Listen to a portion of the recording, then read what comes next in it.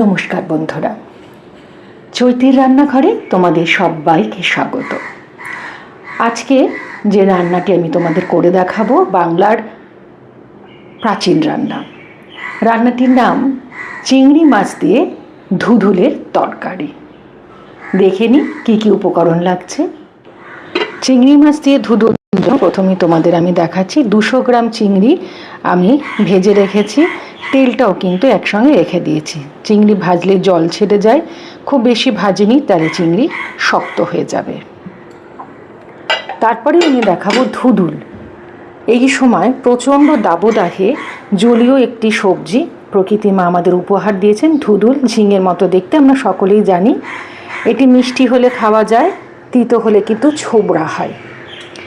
ধুধুল আছে 1 কিলো, আমি কেটে ধুয়ে রেখে দিয়েছি। মশলার কৌটো, নুনের কৌটো, ঘিয়ের কৌটো, এটা পেঁয়াজ আমি কেটে রেখে দিয়েছি। এইখানে একটি পেস্ট আমি বানিয়েছি সাদা তিল আর পোস্ত দিয়ে, সামান্য নুন সহযোগে। এইখানে রয়েছে আদা এবং কাঁচা লঙ্কা বাটা। খুব সিম্পল রান্না, খুব সুস্বাদু লাগে খেতে। চলো দেখে নিই পরবর্তী রান্না। এখানে কড়াইতে আমি কালো জিরে, নুন, হলুদ আর কাশ্মীরি লঙ্কা আর একটা কাঁচা লঙ্কা নিয়েছি। তোমাদের যদিও আগে বলেছি আমি আদার সঙ্গে কাঁচা লঙ্কা বেটে দিয়েছি, তবু আমি ফোড়ন হিসাবে কাঁচা লঙ্কা ব্যবহার করলাম। তোমরা চাইলে শুকনো লঙ্কা ব্যবহার করতে পারো, কারণ আমি শুকনো লঙ্কা খুব একটা খাই না। তোমরা ভাবতেই পারো দিদি তেল দেখালো না কেন। আসলে আমি এই যে তেলটা আছে, একটু বেশি করেই তেল নিয়েছিলাম। এটার সঙ্গে আমি অল্প করে সর্ষের তেল দেবো। যেহেতু প্রচণ্ড গরম, তাই কম তেলে রান্না করার চেষ্টা করছি। আমি এই চিংড়ি মাছ যে তেলে ভেজেছি সেই তেলটা আস্তে আস্তে দিয়ে দিচ্ছি। অনেকটাই তেল দেখতে পাচ্ছ।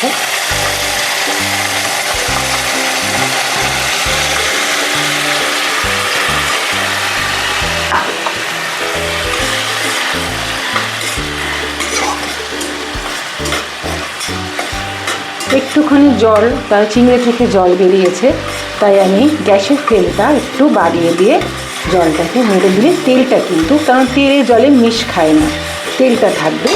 তারপরে আমি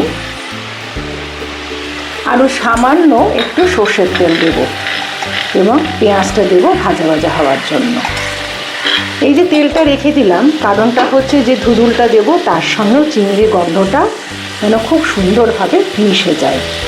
ফোড়নের গন্ধ বেরিয়েছে, এবার আমি পেঁয়াজটা দিয়ে দিচ্ছি।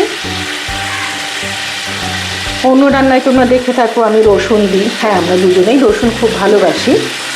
যেহেতু গরম, তাই পেঁয়াজটা দিচ্ছি।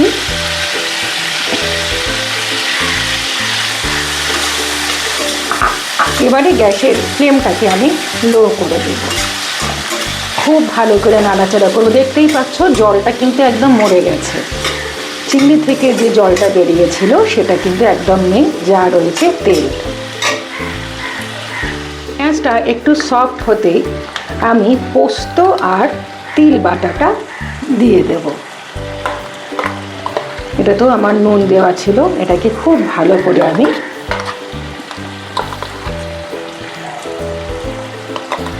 ভাজা ভাজা করব। তারপরে ধুধুলটা দেব। ধুধুলের থেকে কিন্তু ঝিঙের মতোই তো, তাই প্রচুর জল বেরোয়। প্রথমে আমি সেদ্ধ হওয়ার জন্য কিছুক্ষণ ঢাকা দিয়ে দেবো, তারপর ঢাকা খুলে আমি ভাজবো। খুব ভালো করে আমি কাঁচা মশলার গন্ধটা যাতে না থাকে এইভাবে কষিয়ে নিচ্ছি। এইবারে আমি ধুধুলটা দিয়ে দেবো। কালের কলার গ্রাসে আস্তে আস্তে বাংলার এই ঐতিহ্যবাহী রান্নাগুলি হারিয়ে যেতে বসেছে। আমি চেষ্টা করি খুব সহজভাবে তোমাদের সামনে তুলে ধরতে। এবারে আমি ধুধুলগুলো দিয়ে দিচ্ছি।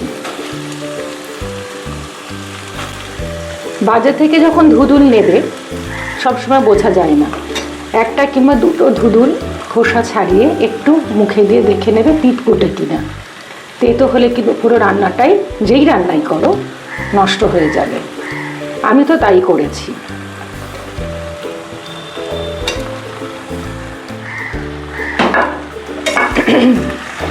খুব ভালো করে নাড়াচাড়া করছি, দেখতে অনেকটা লাগছে, জল বেরিয়ে একটুখানি হয়ে যাবে এবং সেটাকে খেতেও খুব সুন্দর লাগে। আমি তো খুব ভালোবাসি, আমি আমার কর্তামশাই ধুধুর খুব ভালোবাসি, আর গরমের জন্য উপাদেয়।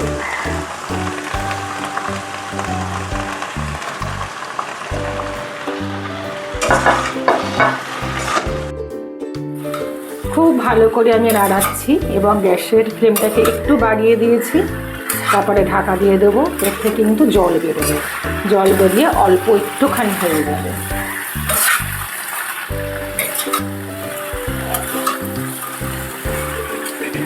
আমি ঢাকা দিয়ে দিলাম এবং গ্যাসের ফ্লেমটা লো করে দিলাম। বন্ধুরা, আমি মাঝে মাঝে এসে কিন্তু এটাকে নাড়িয়ে দিয়েছি, দেখো জলটা অনেকটা মরে গেছে, তাও জল রয়েছে। এরপর আমি রান্নার পরবর্তী ধাপে যাব। তোমাদের কয়েকটা কথা বলি, ঝিঙে, ধুদুল, চিচিঙ্গে এগুলো খোসা ছাড়িয়ে আগে ধুয়ে নেবে, তাহলে জলটা কম বেরোয়। আর আমি যেহেতু তোমার তিল আর পোস্ত বাটা দিয়েছি, তাই অনেকটা গ্রেভি মতো হয়েছে, জলটা অনেকটা টেনে নিয়েছে হতে। তুমি যদি শুধু করতে চাও তাহলে একটু চাল বাটা দিতে পারো কিংবা চালের গুঁড়ো। এখানে আদা আর অল্প লঙ্কার বাটা দিচ্ছি।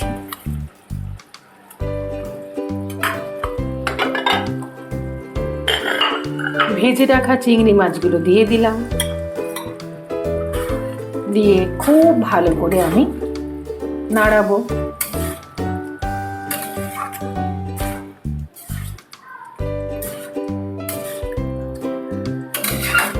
আর যে সবজিতে গলা কুটোয় সেগুলোও ধুয়ে কাটবে, তাহলে খুব একটা গলা কুটোবে না।